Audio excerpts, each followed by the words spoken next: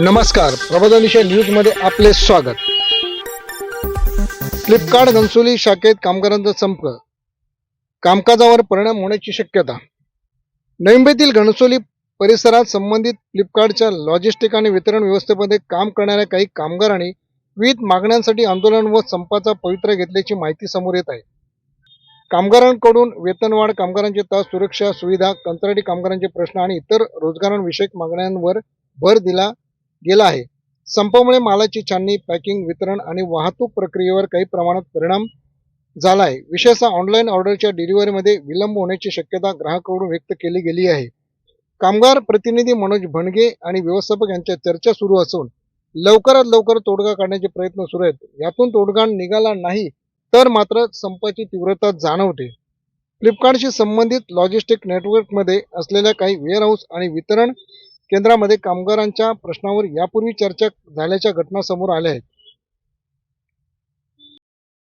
आणि यांच्या मागण्या बऱ्याच आहेत, पण प्रमुख मागणी एकच आहे की फ्लिपकार्टचे ऐरोलीमध्ये आहे, बोनकोडेमध्ये आहे, वाशीमध्ये आहे, कोपरखिरण्यामध्ये आहे, आउटलेट आहेत. पण सगळ्यात आधी घनसोलीचं आउटलेट सुरू झालेलं आहे. घनसोलीचं आउटलेट आहे ते सगळ्यांपेक्षा मोठं आउटलेट आहे. बाकीचे आउटलेट छोटे छोटे आहेत. तर प्रत्येक ठिकाणी त्यांचा बेसिक रेट जो आहे तो बेसिक रेट 25 रुपये ठरवलेला आहे कंपनीने. आणि कंपनी जसं सांगते, ब्रीदवाक्य आता तुम्ही सांगितलं की 1 मिनिटामध्ये लोकांपर्यंत सेवा पुरवण्याची, पण ती सेवा कंपनीनं पुरवत, ही जी मुलं आहेत, ही जी ते काम करतात त्याच्यामुळे ती सेवा पुरवली जाते.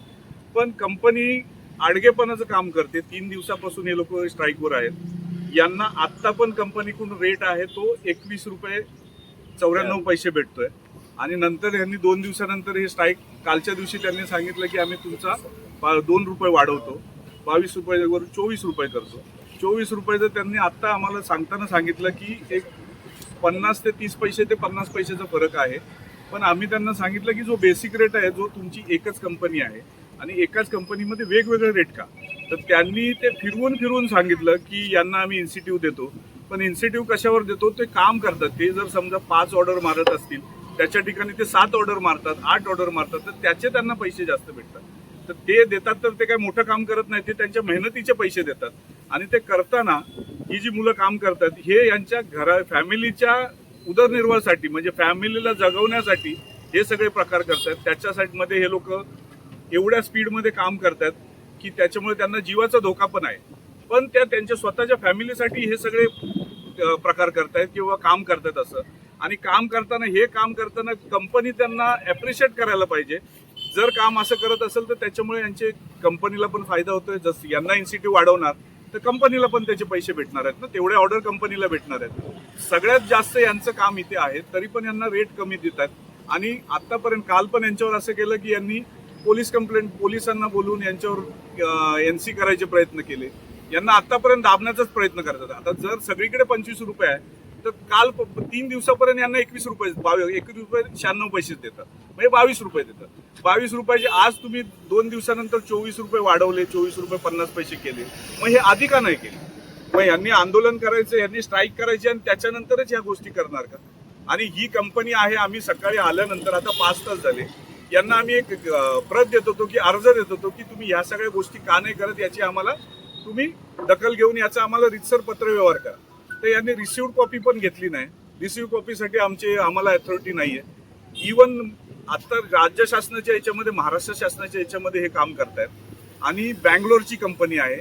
बँगलोरची कंपनी महाराष्ट्र शासनाचे नियमच मानत नाहीये.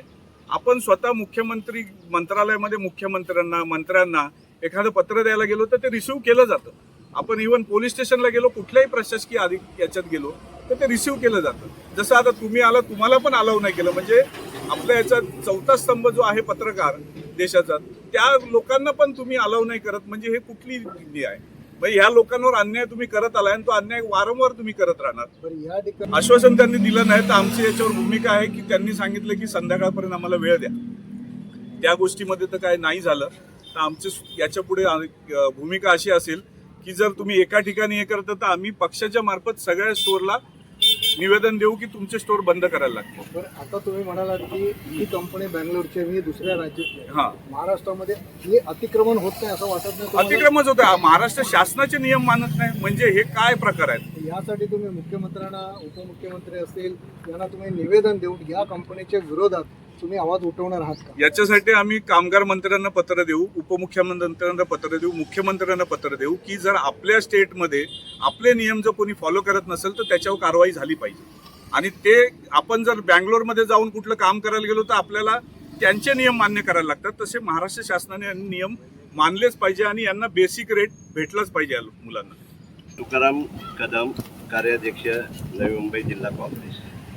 काल आम्हाला हा प्रकार कळल्यानंतर आम्ही इंटरचे अध्यक्ष महेश बनगे आणि आम्ही या ठिकाणी आलो. घेतलेला प्रकार, झालेला प्रकार सर्व इंटक अध्यक्षांनी आपल्याला सांगितलेलंच आहे.